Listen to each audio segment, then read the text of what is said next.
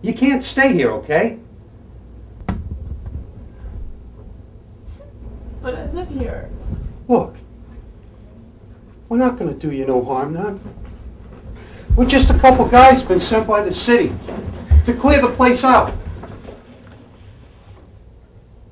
Sorry, miss. You're going to have to find another place to live.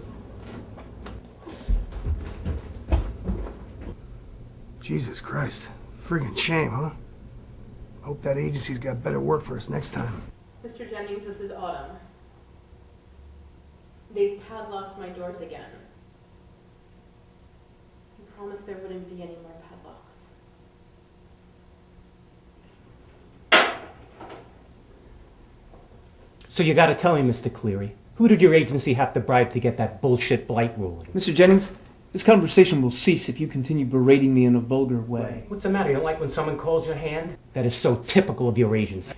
Our agency is doing what the city hired us to do. Well, congratulations, Mr. Property Manager, because you're getting the job done.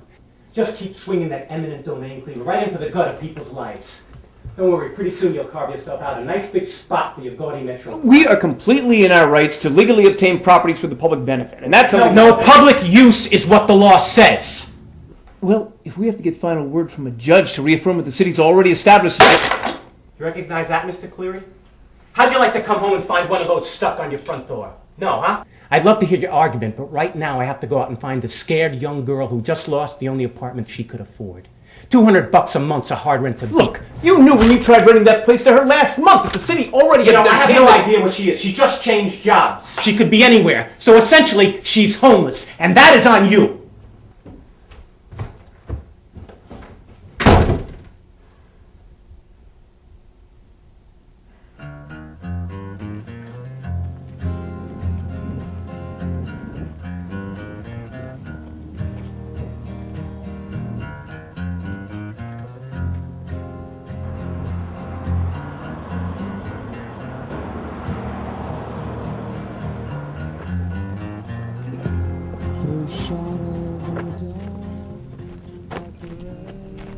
Autumn.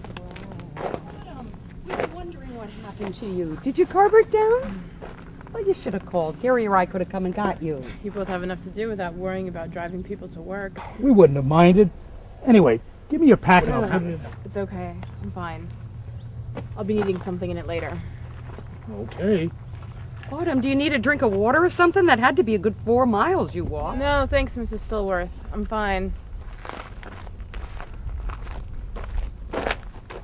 I was wondering, though, on my way here about a mile down the road, part of the woods is all hacked up. Oh, that. They're putting in a convenience store complex or some such nonsense.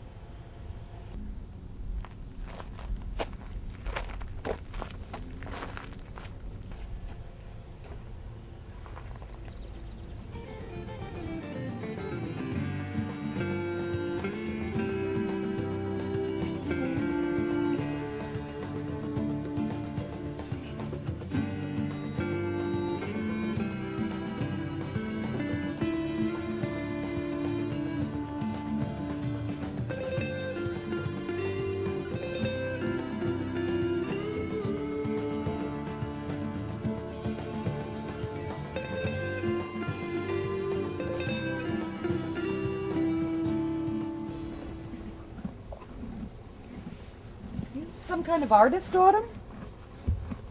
Not that anyone would notice. Nice. You learned that in school? I wasn't in school that long. I had an art class, though, that I liked. The teacher said I had what it took.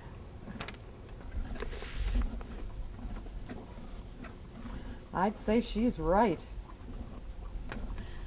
What do you think, Mr. In the Nick of Time? He's comfortable around you. Hasn't really been that way with people. Mr. Stillworth told me how skittish he is. Big old marshmallow, he called him. I figured if I just sat here and drew him, not to be too pushy, maybe he'd ease up a little bit. Not bad for someone who hasn't been around horses before. It's a funny name. In the Nick of Time. Well, that's the name we gave him when we brought him here. Kind of fit the timing of his situation.